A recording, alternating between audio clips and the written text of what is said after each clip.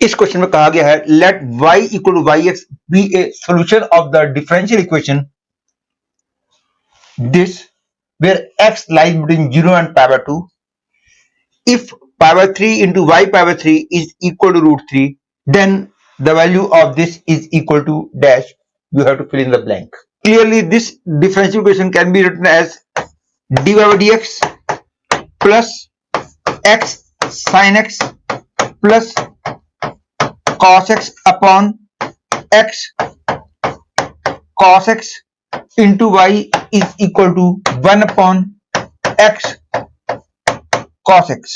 It is clearly a linear differential equation. Therefore, you will be finding integrating factor and after finding integrating factor आप जो direct solution लिख देते हो, मैं आप लोगों को ये सजेस्ट करूंगा कि आपको इंटरमीडिएट स्टेप्स भी पता होने चाहिए when you are doing the practice of questions of JEE level. क्योंकि JEE एडवांस में एक क्वेश्चन ऐसा आया था जिसमें इस कॉन्सेप्ट को पता होना जरूरी था कि इंटीग्रेटिंग फैक्टर निकालने के बाद डायरेक्ट सॉल्यूशन लिखने का लॉजिक क्या है। और एक बार जो क्वेश्चन JEE एडवांस में आ जाता है उस क्वेश्चन के JEE मेंस में आने की चांसेस बढ़ जाते हैं, चाहे वो क्वेश्चन थोड़ा सा डिफिकल्ट भी हो। लेकिन प्रेजेंटली मैं उस डिटेल में नहीं जाऊंगा क्योंकि उसकी जरूरत नहीं है, लेकिन जो लोग ये कॉन्सेप्ट क्लियर करना चाहते हैं वो लोग मेरा JEE लेवल का डिफरेंशियल इक्वेशन का वीडियो लेक्चर देखें। Now I am going to proceed further.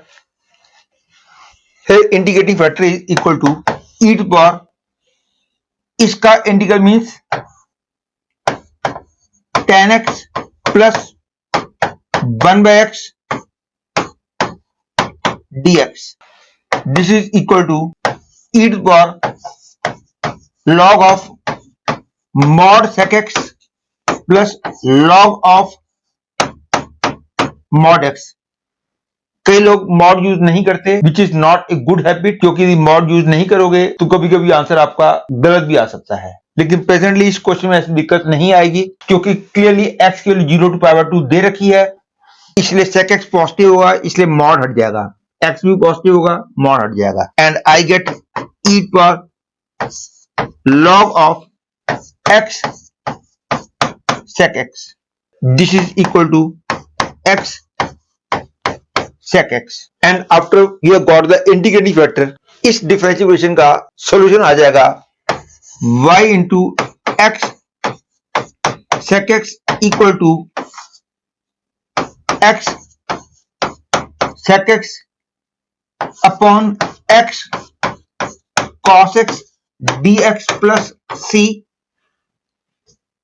That is I get y into x sec x is equal to integral of secant square x dx plus c. That is I get y into x sec x is equal to tan x plus c. और constant of integration निकालने के लिए I will be using this information that pi by 3 y pi by 3 is equal to root 3. That is y pi by 3 is 3 root 3 upon pi. मतलब कि जब x pi by 3 होगा तो y की value 3 root 3 upon pi होगी। That is 3 root 3 upon pi into pi by 3 into second pi by 3 is 2 is equal to tan pi by 3 is root 3 plus c.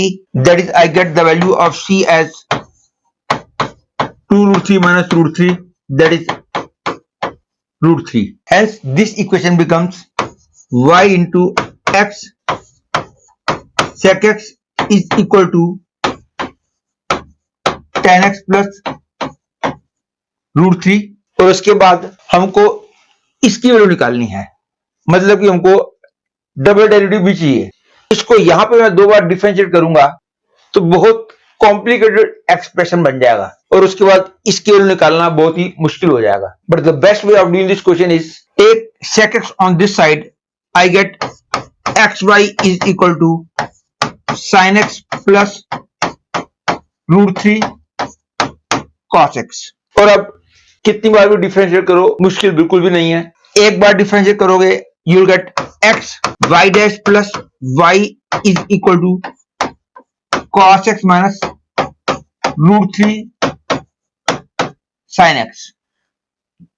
और एक बार और differentiate करोगे you will get x y double dash plus y dash is equal to minus sin x minus root 3 cos x. That is, I get xy double dash plus 2y dash is equal to minus sin x minus root 3 cos x.